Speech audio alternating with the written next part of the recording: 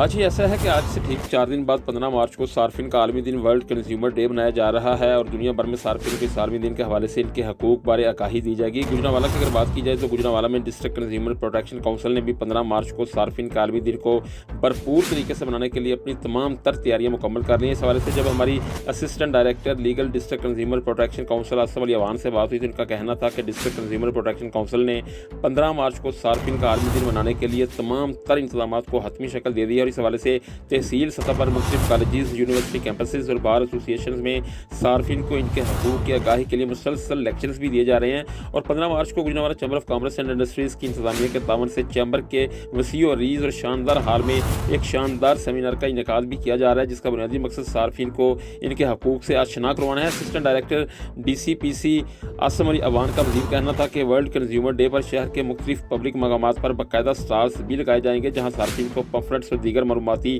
Printed مواد کے ذریعے ان کے حقوق کے حوالے سے بتایا جائے گا۔ انہوں نے صارفین سے اپیل بھی کی اور کہا کہ صارفین اپنے حقوق جاننے کے لیے 15 مارچ کو چیمبر آف کامرس کے ہال میں اپنی شرکت کو ہر صورت یقینی بنائیں۔